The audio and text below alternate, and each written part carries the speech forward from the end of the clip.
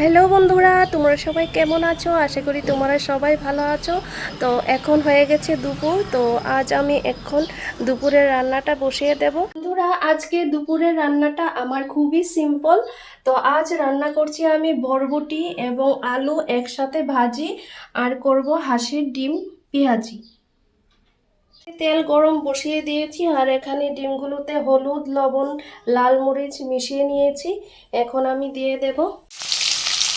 ডিম ভাজি বসিয়ে দিয়েছি, ডিমগুলো একটু ভেজে নেব। একটু ডিম কারি করছি আজকে আমি। দেখো, আমি ডিমগুলো একটু হালকা ভেজে নিচ্ছি।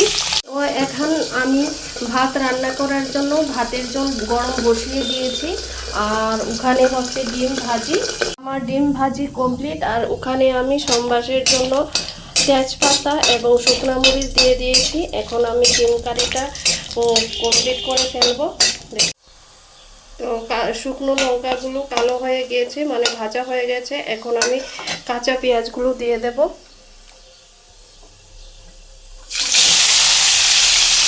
কাঁচা পেঁয়াজগুলো একটু ব্রাউন করে ভেজে নেব।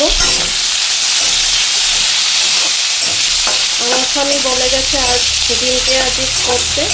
তো আমার হাজব্যান্ড মাছের ডিম পেঁয়াজি খুব ভালোবাসে, ডিম ছাড়া কষানো ডিম পেঁয়াজি। তার জন্য আজ আমি করছি ডিম পেঁয়াজি।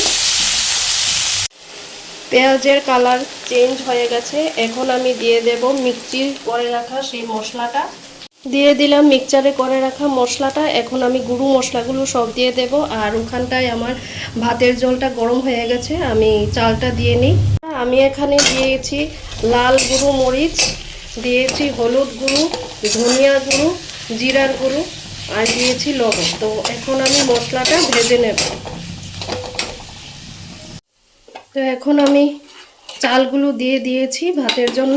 এখন ভাতটা হয়ে যাক, আর ওখানে আমি মশলাটা একটু ভেজে নিচ্ছি। মশলাটা ভালো করে ভেজে নিচ্ছি।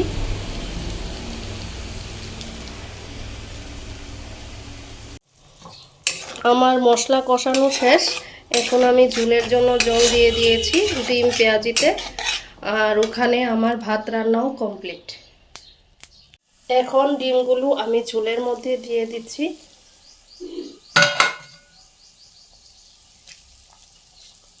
আমি ঝোলটা এতটুকু রাখবো না, আরও কষিয়ে নেব, তাহলেই হবে আমাদের ডিম পেঁয়াজি।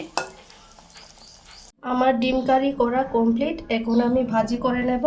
এই দেখো, কড়াইতে তেল বসিয়ে দিয়েছি।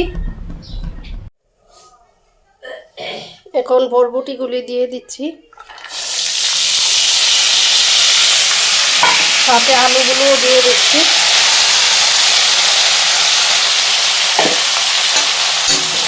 এখন নুন, হলুদ, লাল মরিচ গুঁড়ো দিয়ে দেব।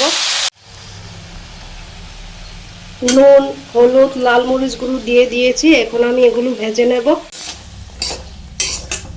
নাড়িয়ে দিচ্ছি। সিম, বরবটি আর আলু ভাজি একসাথে করছি আজকে ভাজির মধ্যে। আমি ভাজিগুলি সেদ্ধ হওয়ার জন্য একটু ঢাকনিটা দিয়ে দিচ্ছি। এই যে, একটু সেদ্ধ হয়ে যাক, পরে আবার দেখব। এখন আমি ঢাকাটা উঠিয়ে নিচ্ছি, দেখে নিই সেদ্ধ হয়েছে কিনা। সেদ্ধ হয়ে গেছে। এখন আমি একটু নাড়িয়ে নিচ্ছি ভাজি করার জন্য।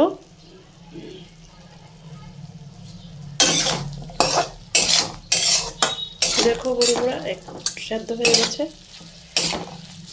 এখন আমি একটু জিরার গুঁড়া দিয়ে দিচ্ছি, কারণ জিরার গুঁড়া দিলে ভেজে নিলে জিরার গুঁড়ো দিয়ে আর একটু বেশি ভালো হবে ভাজিটা, তাই।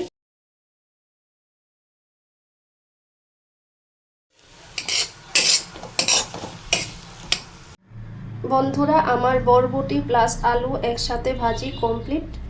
বন্ধুরা, আমার সিম আলু ভাজিও কমপ্লিট।